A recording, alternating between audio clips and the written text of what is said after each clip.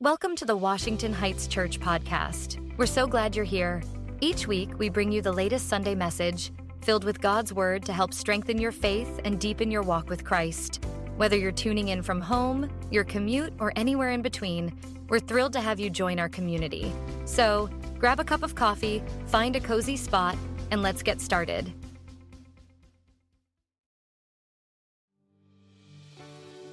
Well, here we are again with our bonus content podcast, and joining me today is someone who's been around Washington Heights for a long, long time, but is pretty recent addition to our staff, and that is Mike Fosmark. Thanks for joining me, Mike. You betcha. And Mike, why don't you give folks a little bit of, your story? As I said, you've been around Washington Heights longer than me. Yeah. 41 years, remember meeting back in Washington Terrace with just 110 or 20 people, and the church has been tremendously blessed through the years, and taken a lot of steps of faith, and ending up here. I've been around for a long time, been involved in the church here for a number of years in a number of different roles, deacon and trustee back in the day when we did that, and then I've been involved with the finance committee for a number of years, both as the vice chair and the chairman, probably almost for the last 20 years. So, been involved like that. Got a family. My wife Julie is definitely my partner, and have 3 sons, and they are all, well, 2 of them are local, 1 of them's down in Tucson area, and I have very much enjoyed the years in the ministry here at the church, been inspired to see it grow and change, and I had made a decision a number of years ago when Sam Barber was still around, and in discussions with Sam, had talked about, upon my retirement, joining the church in a role similar to what he occupied. He left a little bit too soon, so it took me a couple of years to get all the way through my professional life, which was, I spent 42 years as a banker of various types. And God has really led me through my career. And one of the things that's really key and has formed me through the years is I got my spiritual gift is generosity and giving. And that's really important to me, and I've been allowed through my life to have a fair amount of success, and been able to always be generous and without a whole lot of pain. But the one thing that was always difficult for me was giving my time. And so on the other side of retirement, where I have less money, I found that, this has been very fulfilling for me to give my time. I think I maybe bring a little bit of a different perspective to the staff. I'm not a professional minister, or, don't have that gift, but I have a lot of experience in a lot of different ways, and so it's good. I think it's good collusion as we talk about different challenges. And I'll speak from the other side of the staff table. Mike adds a lot to our dynamic here, and has the history, but also I think just a gift of leadership in addition to the generosity. So, Mike, what are your primary areas of oversight then on our staff? Yeah, so I'm the director, I guess, of operations here at the church. So the way I look at it is anything that's not really directly ministry, I have a responsibility for. So the facility, making sure the place is clean and organized or whatever, and just just the oversight of the finances and the things that we need to do that are behind the scenes, that are not on the front stage on Sunday or through the week. So facility and finance in the big picture, right? And it's great to have you. And oh, by the way, I hear there's a football game on Sunday, and I think you have a dog in that fight, don't you? Well, I'm a Seattle native, so I cannot vote for anybody or root for anybody other than the Seahawks. Yeah. Well, I'm in the anybody but the Patriots camp, so I'm on your side. So, Mike, we got some questions here again this week, and boy, they're pretty diverse in nature here. And so why don't we take a crack at some of these and see where it takes us, all right? Yeah. So here's the first one. Why was God so angry in the Old Testament when he teaches about forgiveness, like forgive 70 times 7 in Matthew 18? And that's a question I've heard a number of times over the years, that the God of the Old Testament seems so different than the Jesus of the New Testament. And I would say that perception, I think, is overdone. One of the characteristics about the nature of God, and again, we're going to talk about this here again in a little bit, but the God of the Bible is triune. So the Father is God, Jesus is God, the Holy Spirit is God, but they are not one and the same, and God's not putting on different hats, right? There's one God manifest in three persons. One of the characteristics of God, the theologians will refer to as immutability.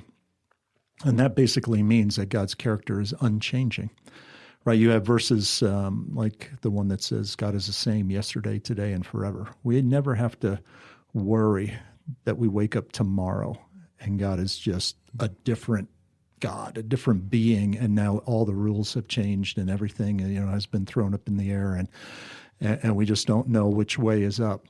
But God's character and nature does not change. But as we read through the Bible, we see that God's work is not always the same. And here's what I mean by that, right? When he comes to Abraham in Genesis chapter 12, he talks about making him a great nation. That nation becomes the Hebrew people. It becomes the nation of Israel. So God is working in the Old Testament through a nation, and there are civic laws that pertain to the nation.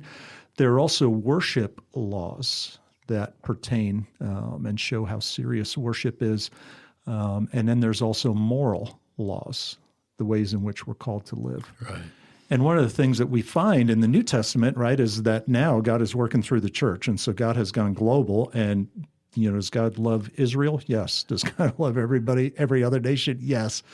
And the church is called to go global. But here's the thing, that it's no longer a nation. So those national laws and some of the things that we see in the Old Testament, like the battles against other nations and all that, that was in many ways a battle of the gods. Yeah. And so, even the plagues in Egypt, all of those plagues, frogs and blood and lice and all of darkness, those were all Egyptian gods. And so it was kind of, in a sense, like a war of the gods going down there.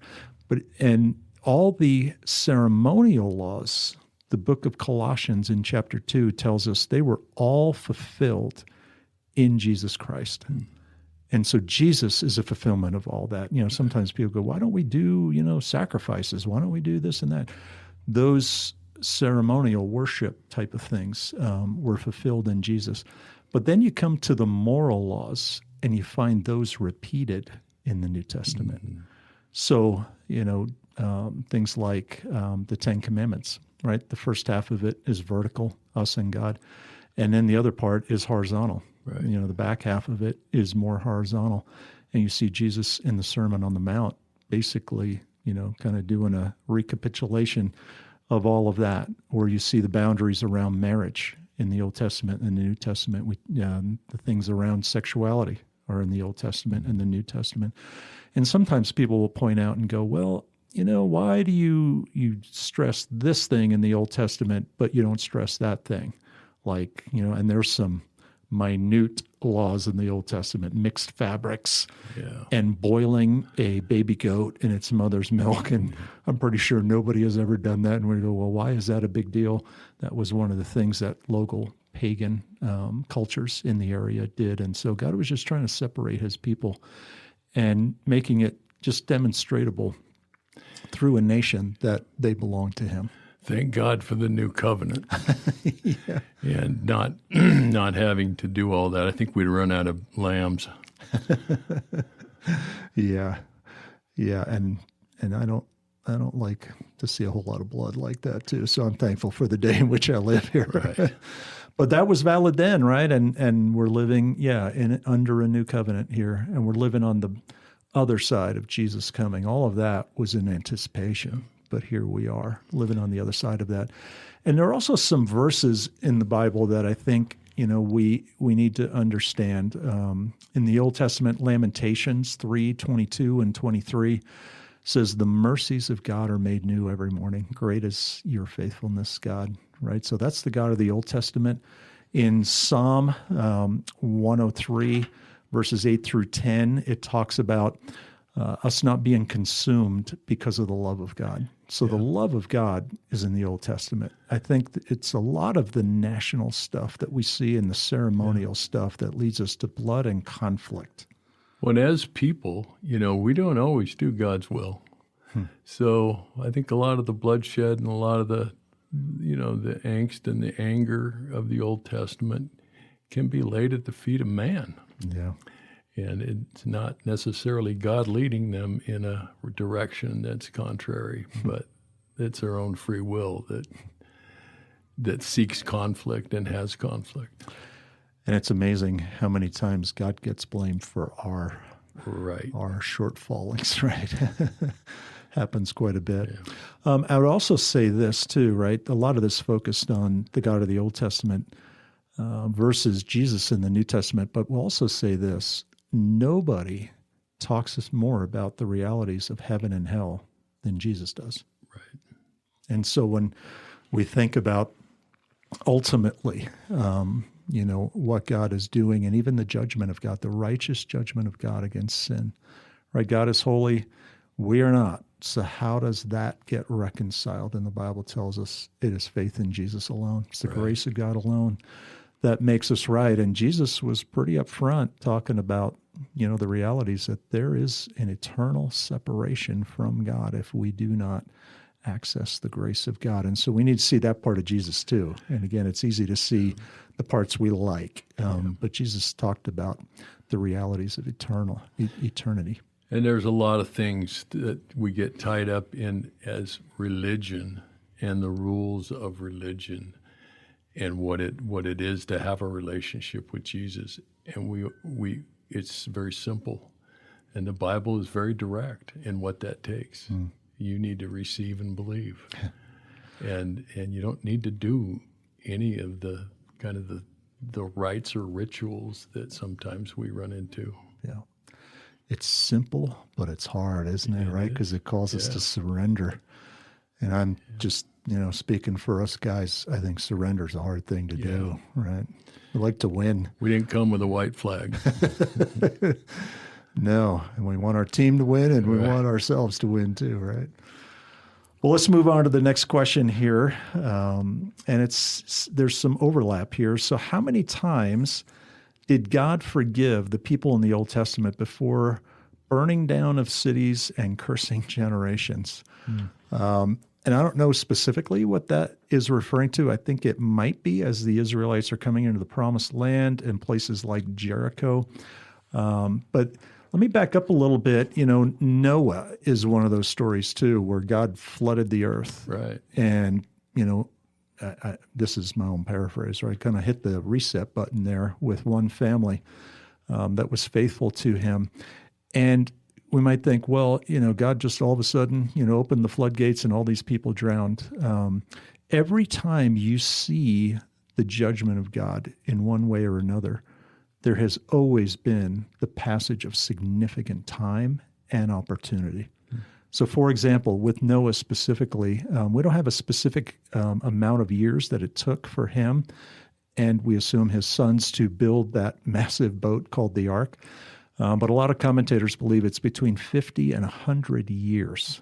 Yeah. And in 2 Peter 2:5, Noah is called a preacher of righteousness. So Noah wasn't just building an ark. He was letting people know what was coming and why.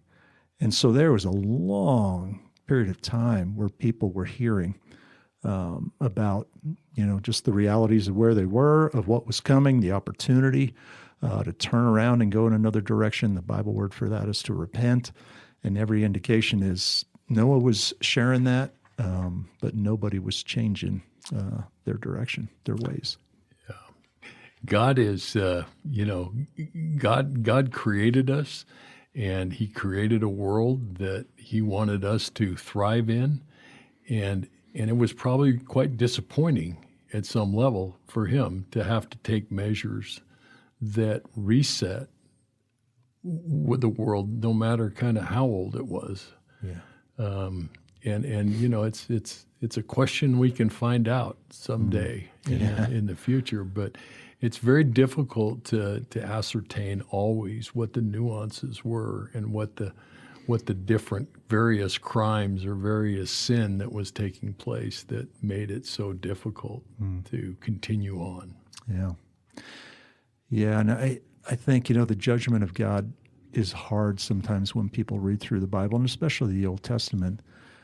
But I think if we look at our own world, right, and, as we're recording this, there's a national story. Savannah Guthrie's mother has been taken.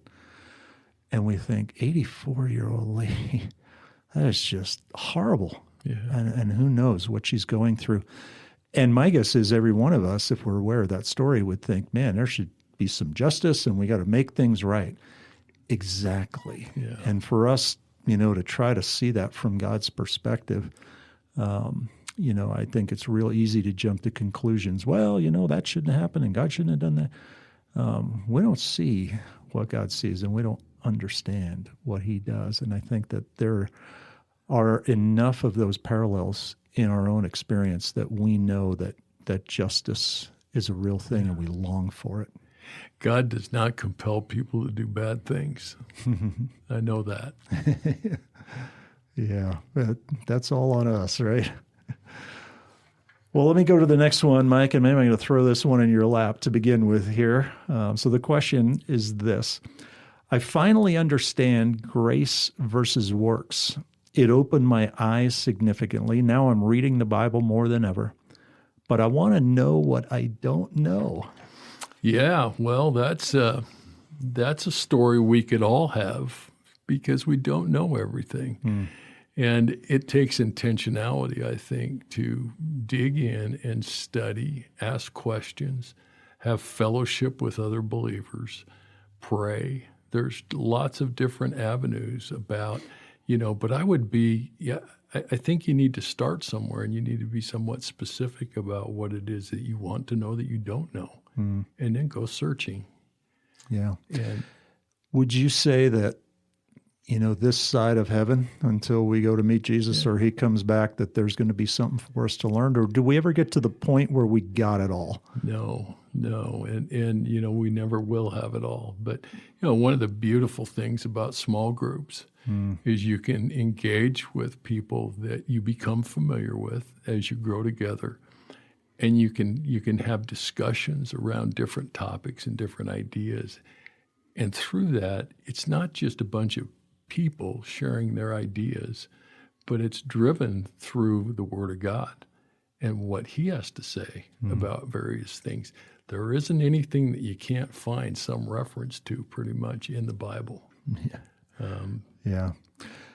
And I was part of a men's group last night, and I'll tell you, when people get into the place where they trust each other, and then they're also talking about how God worked in their lives. And, there were a couple of guys talking about overcoming pornography in their life. And I think for everybody to hear just, well, how did God, help you to find freedom, right? In a small group environment, the arrows are kind of going in every direction. We're all learning from each other and what God is doing in somebody else's life, as opposed to Sunday mornings, which pretty much that person with the microphone up there is doing the talking, and there's an opportunity to receive, but it's a different environment that's equally valuable, right? And Right. God grows us in both of those contexts.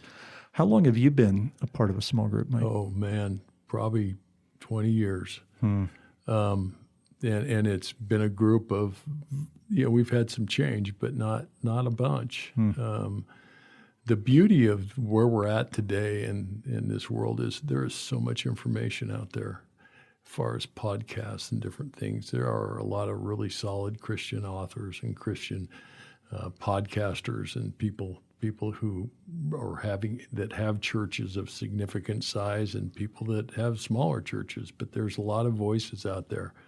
So resources are there.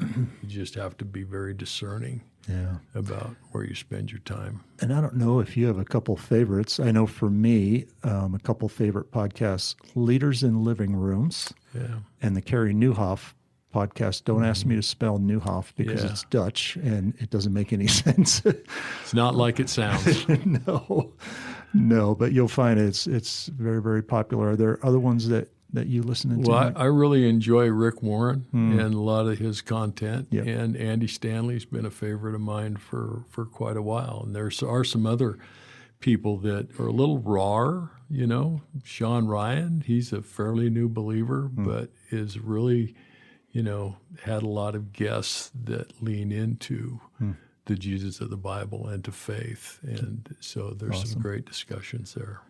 And I know for me, I have a couple of very active Australian shepherds. And so I take them out in the morning for about 45 minutes to an hour. And that's when I listen to podcasts, right? And probably 5 times a week, listen to that. When do you fit into your schedule? Yeah, well, I get up in the morning and I have got a regiment that I've been doing now for about 5 years. And I do the Bible study app through YouVersion and follow the daily devotional through that and Bible reading.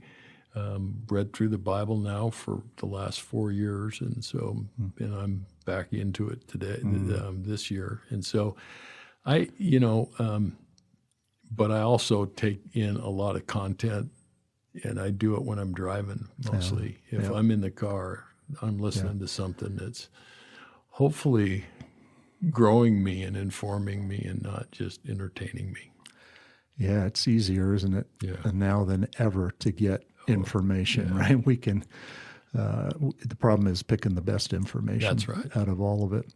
And maybe just a little behind the scenes look for us as a staff. Every Wednesday it's probably been 20 years now, we have made a commitment to be lifelong learners. And so right now we're reading through a book, trying to wrap our minds around AI. And other times we're reading leadership books in a church context. And we try to vary that a little bit. But I think it's more of a mindset that there is always something to learn. Right. And this side of heaven, when we stop learning, I think there's a John Maxwell quote, when we stop learning, we stop leading. Yeah. And he also, I think, added, we stop living. Yeah. It was an encouraging thing to me when I joined the staff to see anybody and everybody on the staff contributes to those discussions around the books that we're reading. And, everybody is very comfortable to share their thoughts and ideas. And I think that is so healthy from the young people to old guys like me. I are one too. Old guy. All right, let's move on to the next question. This one is a little longer here. If God created everything in 6 days and rested on the seventh, and the earth is billions of years old, how or where do Adam and Eve fit in chronologically? Scientists have found dinosaur remains that date back that far, but so far no human remains that old. When did Adam and Eve exist on the earth, and were they of caveman appearance? And if not, then explain how human remains that have been found over time appear to have evolved. Wow, there's a lot there. And let me say this. There are people who love God and who love the Bible and take the Bible very seriously, who view Genesis 1 and 2 differently. And there are some people that think the days in Genesis 1 are literal 24-hour days. There are also people who are proponents of what's called the day-age theory. And so they think a day is being expressed poetically, and it refers to a large span of time. And I'll, kind of land my plane a little bit. I don't think God was trying to confuse us. And so I think the language of the Bible is meant to be clear. So I do think that God created in 6 literal days. I also recognize that, as we look at the earth, we see things that, certainly appear old. But here's the analogy that I would make. When God created Adam and Eve, he created, as far as we can tell, they were adults, right? These were not newborn babies. Yeah. These were not zygotes. These were not, elementary age kids. And so when I look at that he created adult humans, could it be that God created an adult universe in that it had the appearance of age along with it? And to me, that's my best blend of understanding the language of Genesis 1 and 2, and also recognizing that there is, the appearance of different ages. Now, I would say this too, that when it comes to Adam and Eve, my very simplistic sort of understanding of, so what's real, is if Jesus believed it was real, I believe it's real. Yeah. And there was a time where he was asked, really being tested by some of the religious leaders. You'll find it in Matthew 19 and Mark chapter 10, where they said, hey, is it lawful for any man to divorce his wife for any reason? And then Jesus quotes out of Genesis 2. And he doesn't mention Adam and Eve by name, but he's certainly mentioning the creation story there. He says, haven't you read at the beginning that God made them male and female, and for this reason a man shall leave his father and mother and be joined to his wife? I mean, that's right out of Genesis chapter 2. And so Jesus was referencing that and using it literally in the context of a time when he was being asked a question about divorce, but it also included the creation story. And so if Jesus believes that that was literal, I'm going to take that as literal as well. And then when I think about, all the dinosaurs and all of that, I don't know that I have a real firm and hard opinion about that. And I'll say this about creation in general, and maybe this is a principle that gets a little bit bigger into a lot of beliefs. There are some essential beliefs when it comes to faith. Yeah. There is one way, right, to be made right with God, and that is by grace through faith in what Jesus has done for us. That's an essential belief. Then essential in the sense that it saves us. It makes us right with God. Then there are secondary beliefs. And secondary beliefs are one of the main reasons why there are many different denominations. And sometimes people ask, why are there so many different denominations? A lot of that refers to the practice of secondary issues. For example, what is communion? And what does that bread and juice represent? Or baptism, what's happening at baptism? Or the structure of a church, who's in charge here and how does it run? And how does all of that come together? Or what kind of ministries are we going to do? Or certain beliefs. For example, there are charismatics who are part of the Christian highway and a lane there that believes, that God is still doing some of the spectacular things that were happening there in the book of Acts. Others believe that they have been totally, done away with, at least until the end times. And then there are people who think God from time to time can still do whatever he wants. I would put myself in that camp. God, I'm not going to put God in a box. Yeah. But I think we are called to elevate the Bible and its role in our lives beyond a lot of some of those spectacular sort of things that we often itch for. But the Bible reveals the way to God and also the ways of God so that we can walk with him. Yeah. One of the, these are things that we can ask a lot of questions around and struggle with. I've always wondered, when something gets created, how old is it? Is it a day old? When God created the earth, how old was it? And I think our, anthropologically, we get a lot of information about carbon dating and all that stuff. Again, how old was the first rock when it was created? I don't think it would have registered as a day old under carbon dating. So it's there is really some confusion about, we don't have any idea what billions of years looks like, and nobody was here. We know that God created the animals first, and then he created man. Yep. And so, and as far as human remains and things, I mean, they find a piece of a bone, of a skull or a jaw or something, and they draw that human being as they see it. Mm-hmm. And that, I'm going to say that that's pretty arbitrary. Yep. And so I think we have to be a little bit careful with what we think we know from the anthropological standpoint. Yeah. And as we come to Genesis 1 and 2, I think here's really what we're told. Who did it, right? That God did it, and why he did it. Let us make mankind in our image, right? Yeah. It doesn't get into a whole lot of the details of how. Right? And that's where I think a lot of times we camp. And I heard a statement that goes something like this, that we shouldn't shout where the Bible whispers, and we shouldn't whisper where the Bible shouts. Right. And so I think when it comes to, trying to put a whole scientific model around something that the Bible, which is not primarily a science book, whatever it talks about, I believe is true, but it's not trying to give us a detailed explanation of the creation of the universe. It's telling us who did it and why.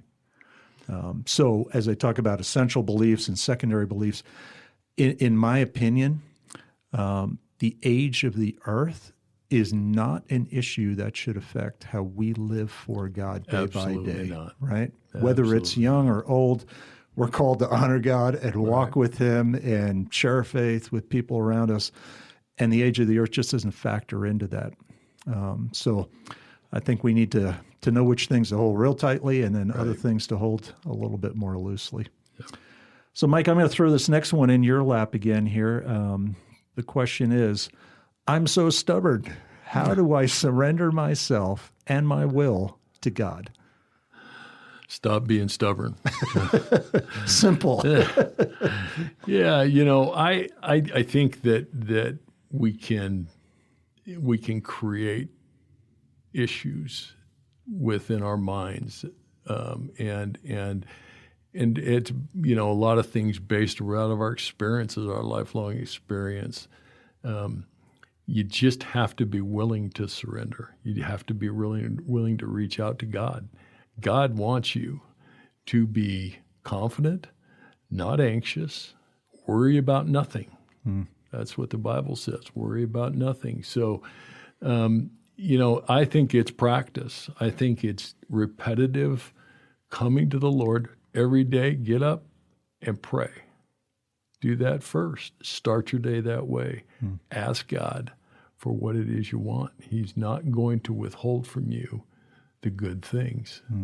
That's one of his promises. So I think that very much just creating a habit and being consistent with that, and then doing the work. And you'll. I just think that there's a benefit there when we pray, and when we can surrender our will to God. Easier said than done sometimes, but his way is a better way. Yeah, I show up on Tuesday nights here and there for Celebrate Recovery. And, it's a Christian 12-step program. Step number 1 is just fascinating to me, right? You would think, okay, there's something in my life. I want to get on the other side of it. I want to be victorious. I want to find freedom.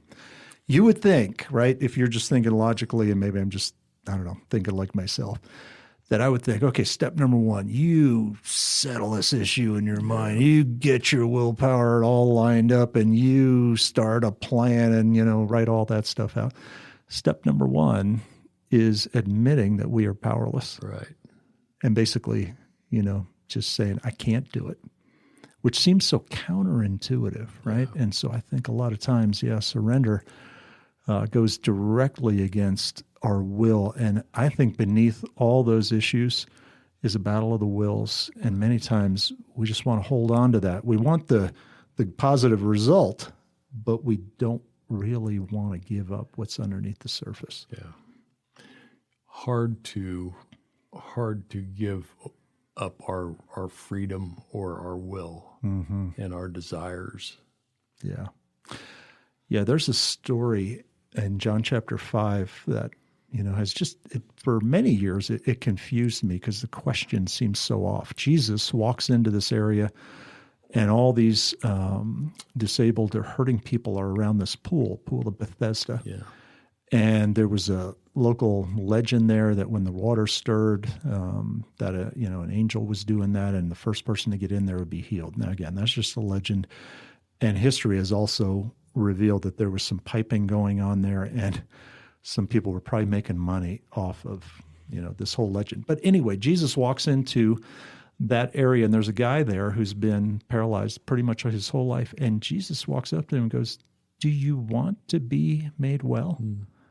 And that was a head-scratcher question for me. That's like saying, do you want your team to win the Super Bowl? Like, it seems so obvious. Well, yeah, I've come to see the genius in Jesus' question, because I wonder, was there something, whether it's a pattern of life that had become so familiar, so comfortable, that does not want to be surrendered? Is it because maybe, there's some benefit and gain out of that? Now you're moving toward the unknown, and the unknown, is scary sometimes for people.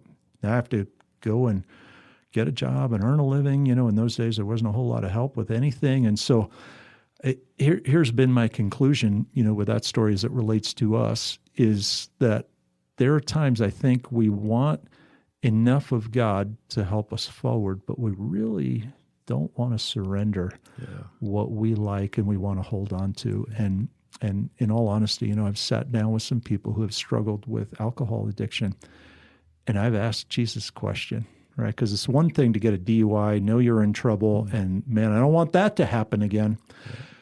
Okay, but do you really want to give up the alcohol? Because it's one thing to avoid being in jail the next time versus, you just aren't going to go there again. And I think sometimes we want enough of God to get us out of trouble or keep us out of trouble, but we really don't want to open our hand and surrender that thing to Him. Or do the hard work, right? We'd all like to be healthy, but we're very, very usually most reluctant to do the work that needs to be done in order to be truly healthy. Yeah. And, I think we've said this on a previous podcast.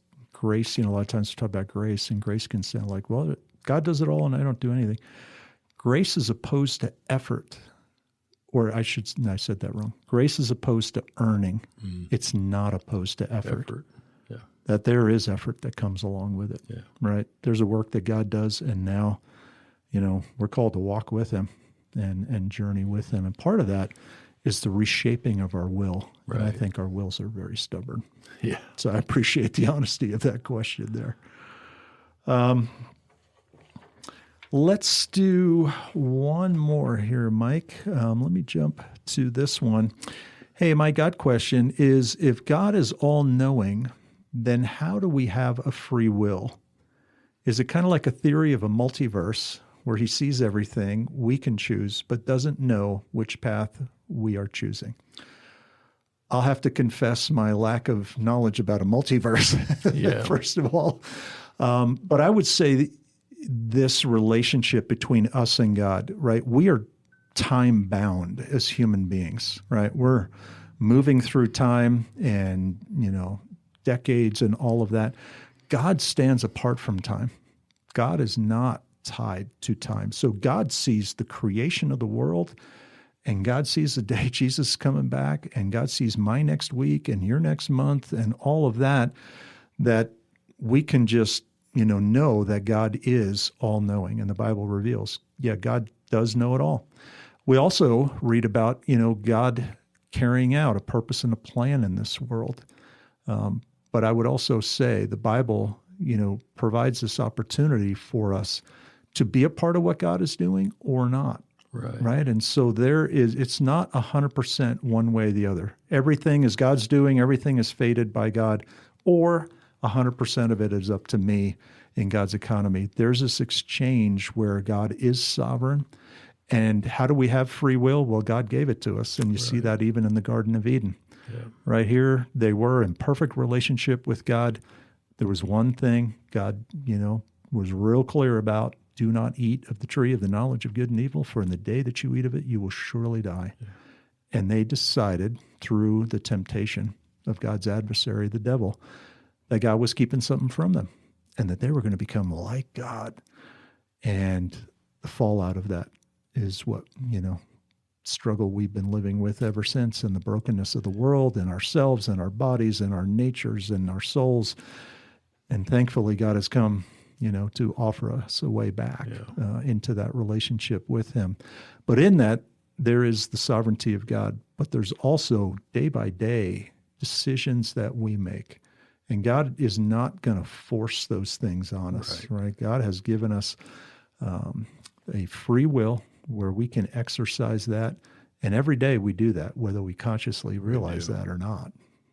We do. And you can think back on your life and you can think about decisions you made, forks in the road, and you take a direction and it informs the rest of your life. You don't have any idea if you'd have taken a different path, what that would look like down the road. Yep.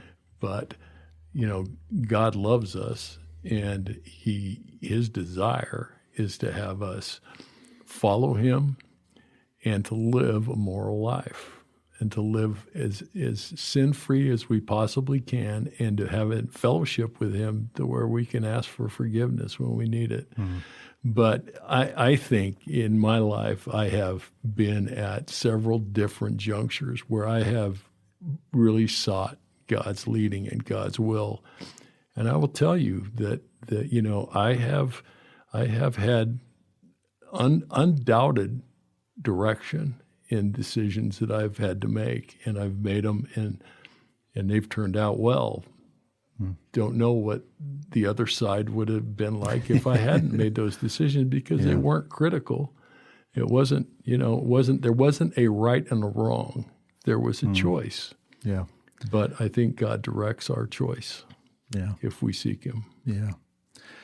And I think that's a key component of what you're talking about is seeking him, right? And but sometimes what we do is we treat God almost like a 911 call, right? Now I'm in trouble. God, now I need you. And I think really the call is you walk with him every day. Every day.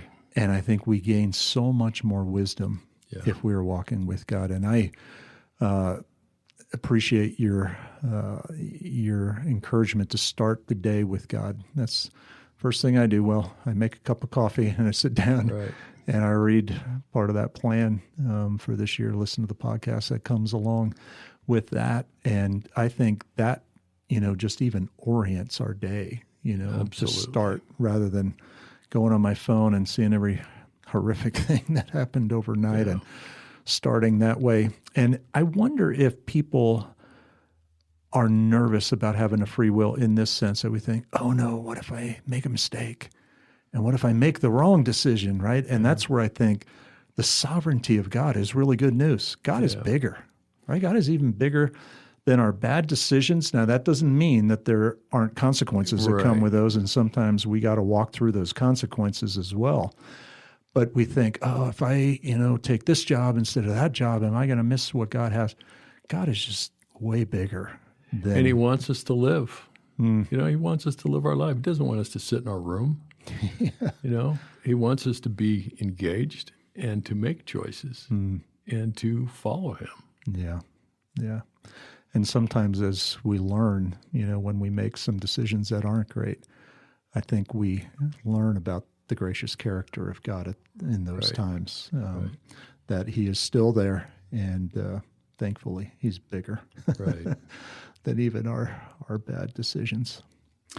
Well, Mike, thank you so much for joining us here on the podcast. We have run out of time, and I want to say thank you once again for sending in your questions. Keep them coming. We got a couple more weeks in this series here, and this week we're going to ask the question, is the Bible reliable? And the Bible has come under attack for 2,000 years. It's still standing, and we're going to take a look at that. And if you've been around Washington Heights any length of time, you know we hold the Bible in high regard. And if you have questions around that, I hope you can join us Sunday, because we're going to take a look at some of those objections and try to understand what the Bible is and how it can impact our lives. So, Mike, thanks for joining us, man. Thank you. We'll see you next time. We hope you enjoyed today's message. If you found this sermon meaningful, please subscribe, rate, and leave a review. Your support helps us reach more people and spread the word. Stay connected with us throughout the week by following us on social media at Washington Heights Church on Facebook and Instagram, and by visiting our website at whc.faith. For more information and additional resources, check out the podcast description below. Thank you for joining us. See you next week.